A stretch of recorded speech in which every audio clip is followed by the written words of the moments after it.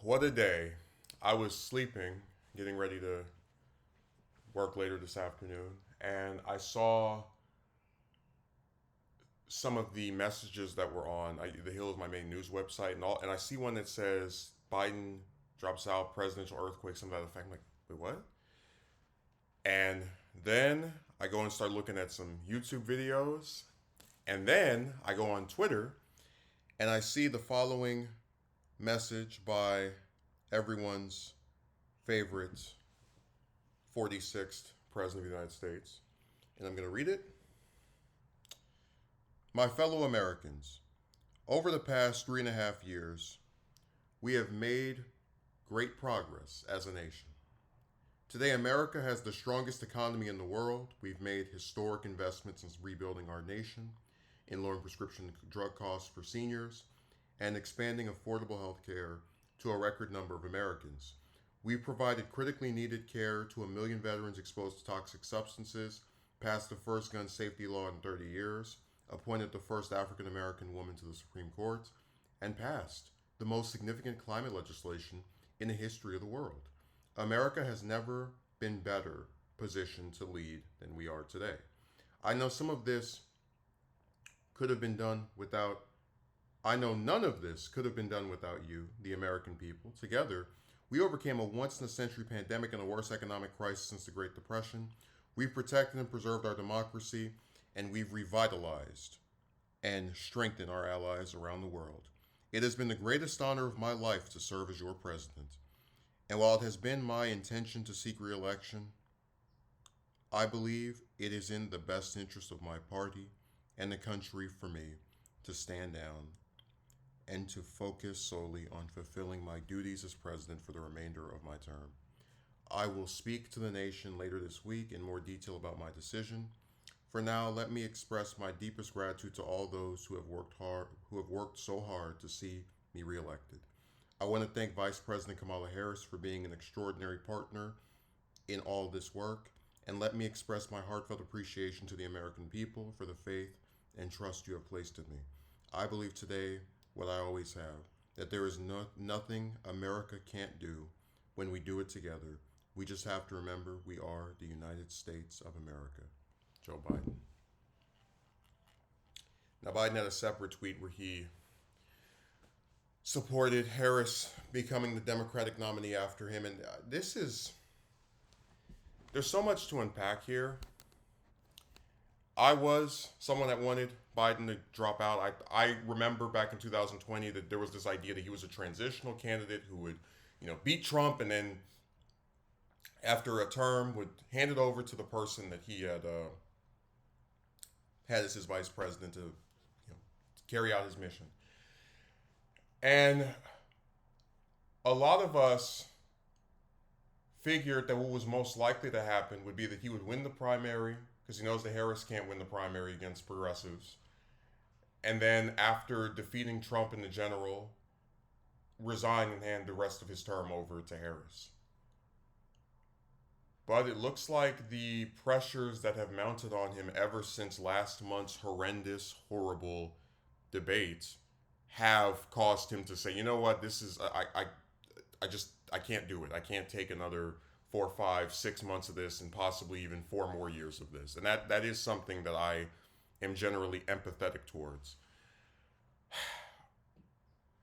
Where I'm a little frustrated and annoyed comes in the fact that, it's like, because when someone says after they've become unpopular or after people are saying get out and they do it, there is this tendency to start looking at them in a more positive light. That's why after the last president who decided not to run for re-election but could have, Lyndon Johnson, announced he was not running, his approval rating went up because it looked as if he was putting the country above his own ambitions.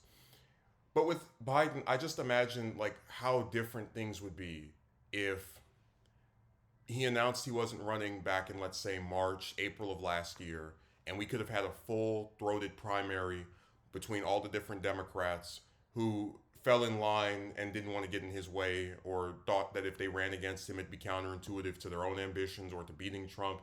I really think that he's messed up his party by just being in the way for this considerable amount of time for the last 15, 16 months, because now whoever the Democratic nominee is going to have to work even harder in a much shorter span of time to get their name out there, to make the case that Trump shouldn't get a non-consecutive second term. I mean, I just think he really hurt his party by doing that. And if they lose, him being this barrier that wouldn't get out of the way for this damn long will play a role in that.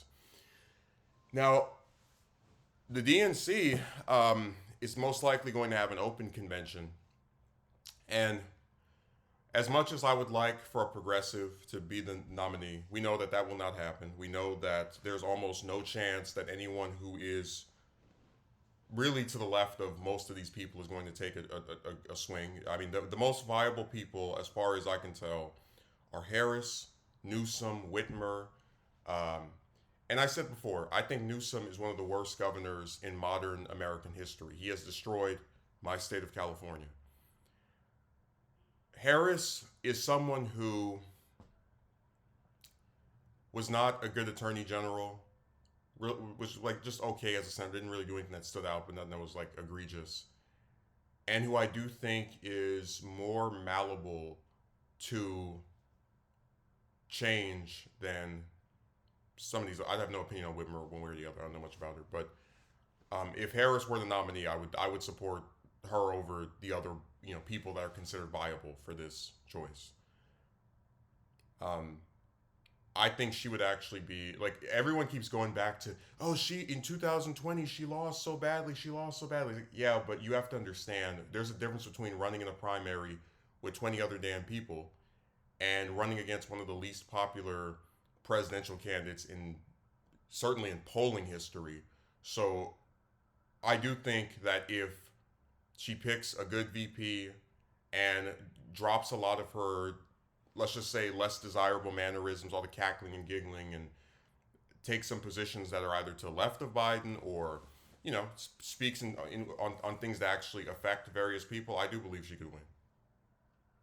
Again, it won't be easy, no slam dunk, but I think there is a possibility. And I think the Democrats have increased their chances of winning by getting Biden to smell the roses and see that people are not receptive to him anymore, or at the very least, there's a lot of people in his own party that were like, yeah, this is crazy. But it's this election cycle. I always think of like parallels between what we're seeing now and what we've seen in the past. And at first I thought maybe this is going to be like 1956 with Eisenhower and Stevenson again, right, where it's like the rematch. That's what people thought it would be.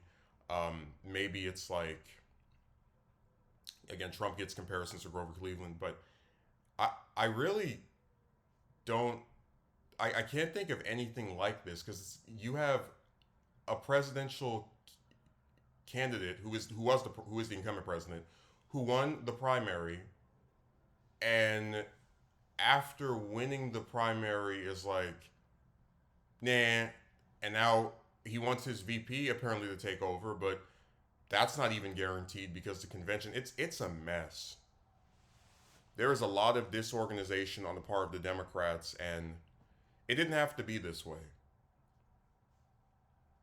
So there are things about Biden's term that I have liked, and we'll get into that probably in a separate video.